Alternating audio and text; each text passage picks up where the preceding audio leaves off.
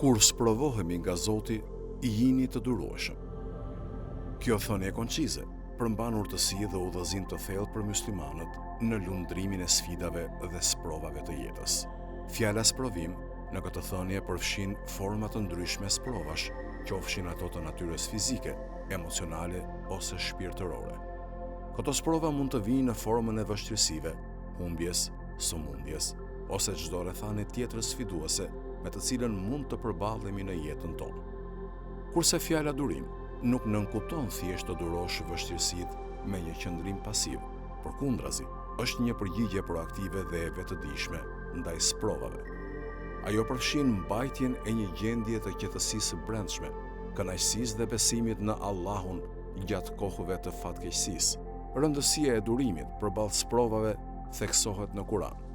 Allahu në surën Bekare, ajeti 155, thotë: Ne do t'ju sprovojmë me frikë, uri, humbje të pasurisë, të jetës dhe të mallrave, por përgëzoi durimtarët.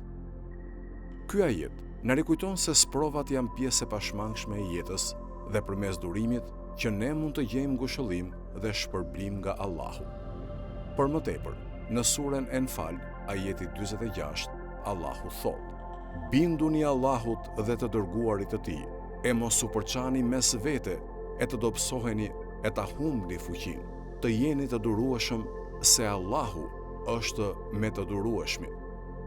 Ky ajet nxjerr në palë lidhjen ndërmjet durimit dhe bindjes ndaj Allahut dhe të dërguarit të tij.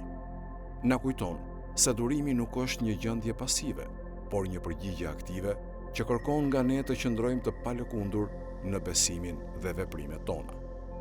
Këshilla e Imam Aliut për të qenë të durueshëm në kohë sprovash shërben si një përkujtesë për myslimanët që t'u qasen sprovave me një urtësi pozitive dhe një besim të fortë në urtësinë dhe mëshirën e Allahut.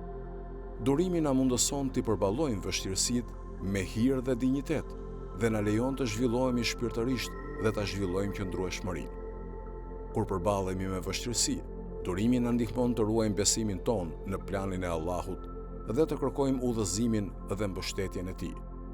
Na pengon të bijem në dëshpërim, zemërim ose mungesë shprese.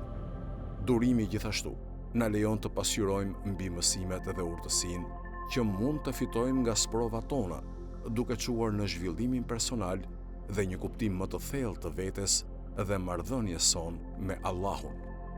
Për më tepër, praktikimi i durimit në kohë sprovimi mund të ketë pasoja pozitive jo vetëm për veten, por edhe për marrëdhëniet tona me të tjerët. Ajo na mundëson të përgjigjemi sfidave me dashamirësi, ndjeshmëri dhe falje, duke nxitur unitetin dhe harmoninë brenda komuniteteve tona. Duke mishëruar virtytin e durimit, ne bëhemi burim frymëzimi dhe forcë për të tjerët, duke i inkurajuar ata të përballojnë sprovat e tyre me qëndrueshmëri dhe besim.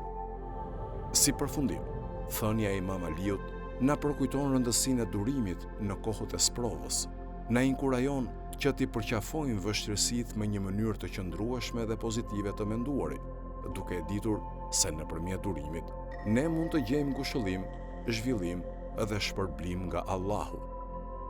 Le të përpiqemi t'i mishërojmë mësimet e kësaj thënie në jetën tonë, duke kërkuar forcë dhe udhëzim nga Allahu dhe duke ndjekur shembullin e Imam Aliut në durimin dhe diturinë e tij të palëkundur.